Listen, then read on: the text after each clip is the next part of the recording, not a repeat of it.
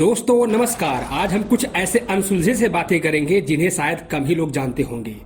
राधा रानी का पति कौन था? यह एक ऐसा सवाल है जिसका जवाब मिल नहीं पाया है। राधा के पति का नाम किसी के अनुसार अभिमन्यु है तो किसी के अनुसार लड़ाय है। तो कोई कहता है कि राधा रानी का पति स्वयं भगवान श्री कृष्ण थे, तो कोई कहता है कि राधा रानी के पति चंद्रसेन थे।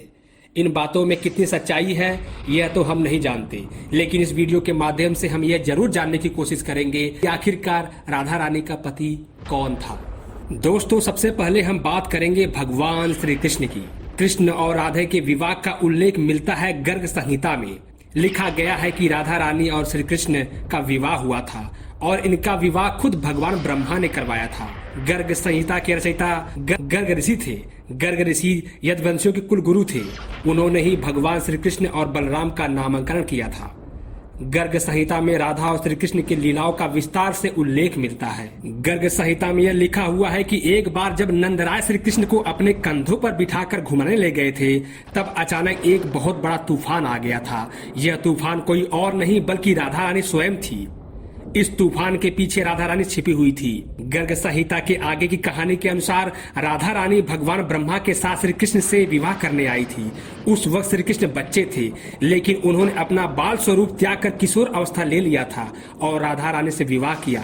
राधा और श्री कृष्ण का विवाह भगवान ब्रह्मा ने भंडीर नाम के जंगल में करवाया था। दोस्तों अब बात करते हैं दूसरे नाम के बारे में जिससे राधा रानी का विवाह हुआ था। यह नाम था अभिमन्यु।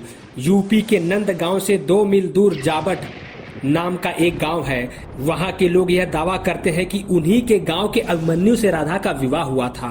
वहां के स्थानीय लोगों के अनुसार गांव में कभी जटिला नाम की एक गोपी हुआ करती थी। अभिमन्यु उन्हीं के पुत्र थे। राधा अभिमन्यु का विवाह राधा के पिता ने करवाया था। कहते हैं कि अभिमन्यु राधा का विवाह तो हुआ था, लेकिन अभिमन्यु कभी भी राधा की परछाई को भी छू नहीं पाया था। मान्यता के अनुसार अभिमन्यु दिन के काम में व्यस्त रहता था और राधा भी घर के काम में व्यस्त रहती थी।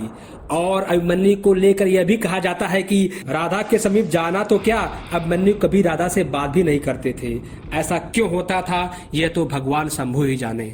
दोस्तों राधा और अभिमन्यु की कहानी पर इसलिए संदेह नहीं किया जा सकता क्योंकि आज भी जाटव गांव के जटिला की हवेली और अभिमन्यु और जटिला का मंदिर मौजूद है।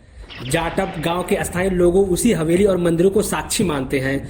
अभिमन्यु और उनके मां के होने का यानी कि दूसरा नाम जो कि राधा के पति के तौर पर लिया जाता है वे अभिमन्यु ही है। दोस्तों अब बात करते हैं उस तीसरे नाम की जिससे राधा रानी से विवाह हुआ था। तीसरा नाम जो राधा के पति के तौर पर लिया जाता है वे है रड़ाय। कहते हैं कि रड़ाय यशोदा के भाई थे और राधा का विवाह इन्हीं के साथ हुआ था। अपने विवाह के पश्चात राधा कृष्ण की मामी बन गई थी।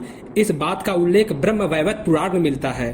ब्रह्म वैवर्त पुराण कृष्ण के जीवन पर समर्पित है। इस पुराण को सबसे प्राचीन पुराणों में से एक माना जाता है। इस पुराण के अनुसार श्री कृष्ण इस ब्रह्मांड को चलाने वाली अलौकिक शक्ति है और यह पुराण भी कहती है कि राधा के पति रड़ाय थे जो कि यशोदा के भाई थे। दोस्तों यानी कि गर्ग संहिता के अनुसार राधा के पति श्री कृष्ण थे, तो गांव में मौजूद साक्ष्य के अनुसार राधा के पति अभिमन्यु थे और ब्रह्म वैवर्त पुराण के अनुसार राधा के पति का नाम रड़ाय था। इन तीनों नाम के अलावा एक और नाम था जिन्हें राधा के पति के नाम से जाना जाता है, वे है चंद्रसेन। हालांकि यह सबको पता है कि राधा लक्ष्मी की स्वरूप थी और भगवान श्री कृष्ण विष्णु के स्वरूप थे। माता लक्ष्मी ने धरती पर राधा के रूप में जन्म लेने से पहले श्री हरि से यह साफ साफ कह दिया था कि मैं आपके अलावा किसी और से विवाह नहीं करूंगी और यह बात पद्म पुराण में लिखी गई है। यानी कि पद्म पुराण यह कहती है कि राधा के पति श्री कृष्ण ही थे।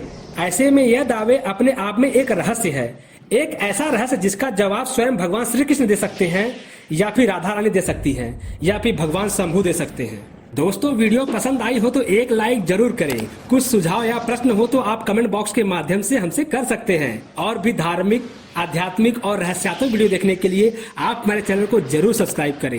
और हाँ, अगर आपको प्राकृतिक ब्लॉगिंग वीडियो देखना पसंद है तो आप हमारे दूसरे यूट्यूब चैनल पर जरूर विजिट करें, जिसकी लिंक आपको हम डिस्क्रिप्शन बॉक्स में नीचे दे देंगे, जिसका नाम है देसी सुमित वी।